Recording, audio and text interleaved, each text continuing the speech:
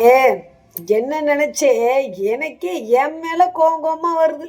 இப்படியெல்லாம் ஒரு கேனச்சியா கிறுக்குச்சியா இருப்பாங்கன்ட்டு. இங்க பாருங்க, ஒரு 40 ரூபா கோல்டு வின்னரு,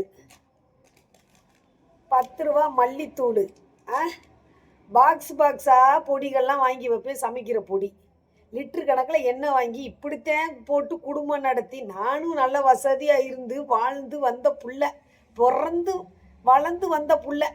இவங்க கிட்டக்க நல்லா வாழ்ந்துட்டு இவளுக்கு இந்த வப்பாட்டி கூட்டங்கள் பூரா அங்கங்கே பெருகி ஒரு கஷ்டமோ நஷ்டமோ, நல்லா பிறந்து வளர்ந்து வந்தாலும் புகுந்த வீட்டில் இருக்கிற கஷ்ட நஷ்டங்களை எல்லாம் நம்ம கடந்து வரணும்னு நானும் பொறுமையாக பொறுத்தார் பூமி ஆழ்வார்னு பொறுத்து நான் கஷ்டப்பட்டு கொஞ்சம் கொண்டு நல்லா சேர்த்து வைப்பேன். சேர்த்து வர நேரம் இந்த மாதிரி எந்த கூத்தியாவது பஸ் ஸ்டாண்டுக்கு ராக்கிய சந்துக்குள்ளே நின்றது, பொந்துக்குள்ளே நின்றது, இந்துக்குள்ளே நின்றது, இடுக்குள்ளே நின்றதெல்லாம் இழுத்துட்டு போயிடுறது.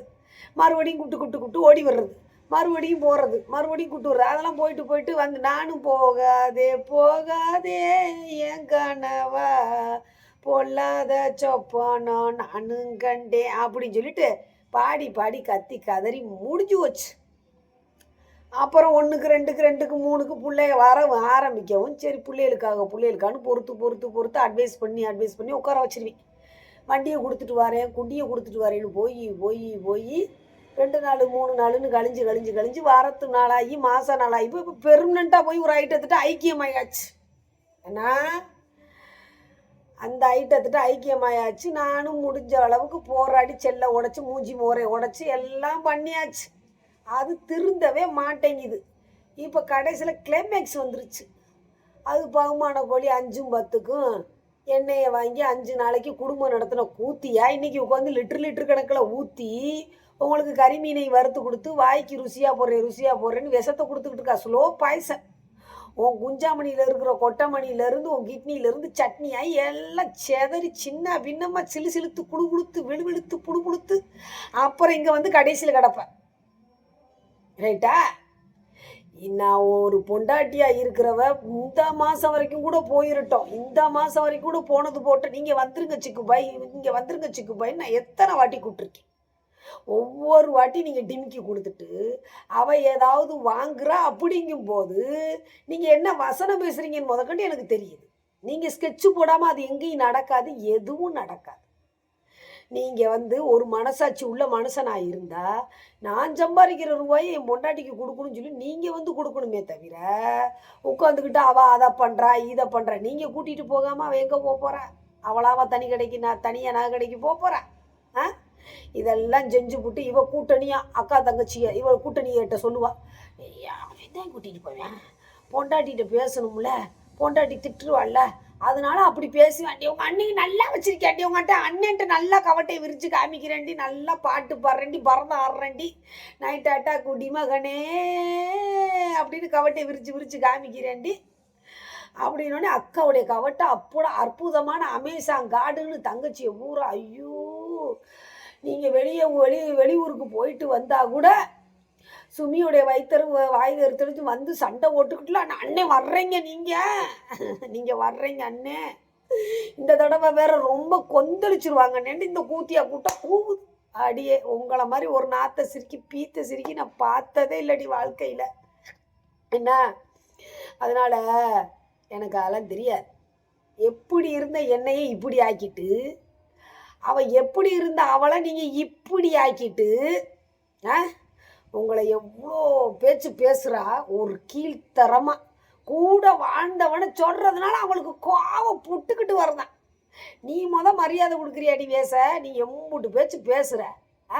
பேசிவிட்டு நீ என்ன மைத்துக்கடி அங்கே இழுக்கிறன்னு கேட்கணுமா? சூ சூ சூ சூ சூ எல்லா மூத்திரத்தையும் குடிக்கிறாள்ல கேடுகட்ட எச்ச. அதனால் நீங்கள் அவளை கண்டிக்கவோ தண்டிக்கவோ உங்களுக்கு துப்பு இல்லை. இந்த ஏன் பொண்டாட்டின்றது இனிமேல் விட்டுருங்க. ரைட்டா? இனிமேல் நான் ஊரேன் பொண்டாட்டின்னு வச்சுக்கிருவோமே. நீங்கள் அவள் உலகறிஞ்ச பத்தினியை பத்திரமா பார்த்துக்கோங்க. இப்படியே சொல்லிடுவோம். நான் பொது சொத்து, யார் வேணாலும் எங்கே வேணாலும் தூக்கிட்டு போயிடட்டோம், கடத்திட்டு கூட போட்டோம். இனிமேல் அப்படித்தான் சொல்ல முடியும். ஏன்னா உங்களால தான் எனக்கு மர்ம ஃபோன்லாம் வருது.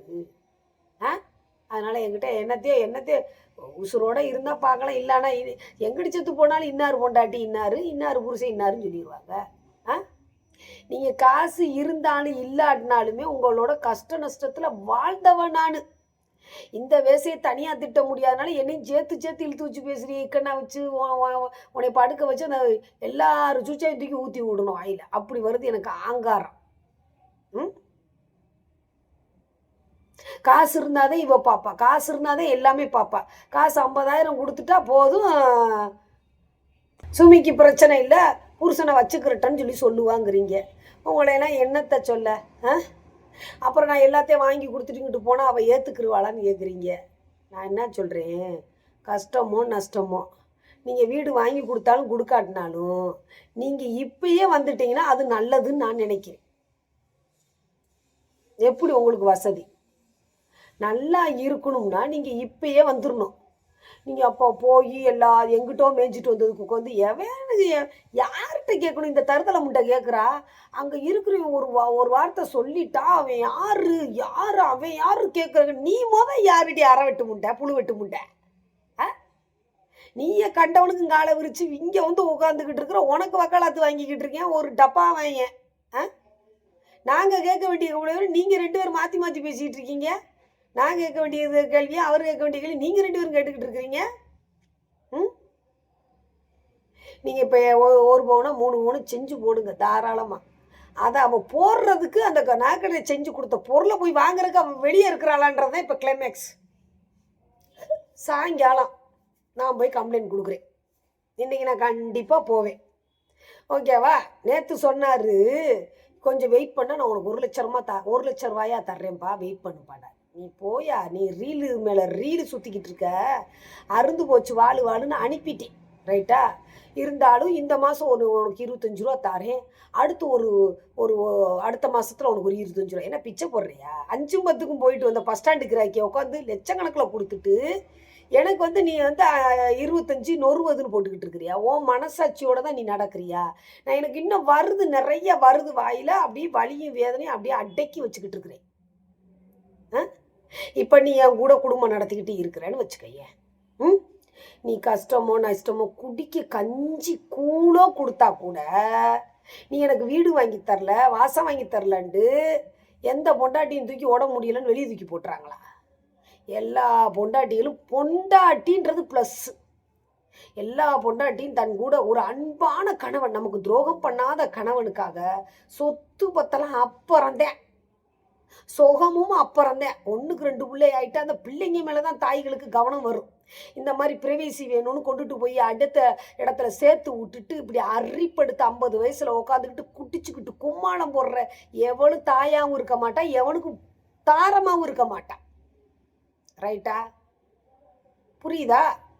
அதனால என்னை போல பெண்கள் எத்தனை பெண்கள் இதுக்குள்ளே இருக்காங்களோ, நீங்கள் காசு கொடுக்க வேணாம், பணம் கொடுக்க வேணாம், நீங்கள் சந்தோஷம் கொடுக்க வேணாம், எங்கள் கூட நீங்கள் இருந்தால் கூழோ கஞ்சியோ கடைசி வரைக்கும் கௌரவமாக வாழ்ந்தோம்.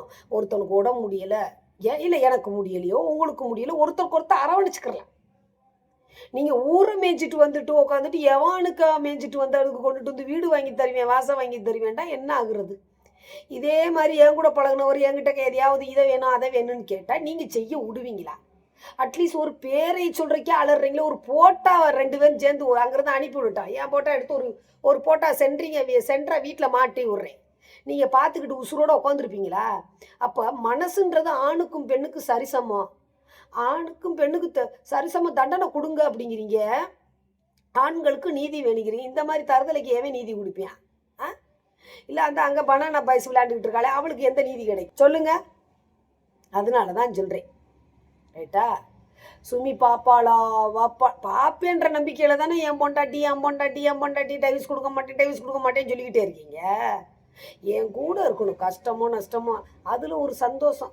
ஒரு கணவன் வந்து ஒரு வேலைக்கு போகிறானா, எந்த ஒரு கூலி வேலை பார்த்துட்டு வந்து ஒரு 2 முழம் பூ வாங்கிட்டு வந்து கொடுத்தாலும் அதில் ஒரு சந்தோஷம், ஒரு சிமிலி குங்குமம் வாங்கிட்டு வந்தாலே அதில் சந்தோஷம். எத்தனை பொண்டாட்டியை இருந்துக்கிட்டு இருக்காங்க, அதுக்கு ஏங்கிக்கிட்டு கிடக்குறாங்க. ரைட்டா? எவ்வளோ கோடீஸ்வரியாக இருக்கட்டும், அந்த குங்குமம் அதில் வச்சாத்தே அது அழகு.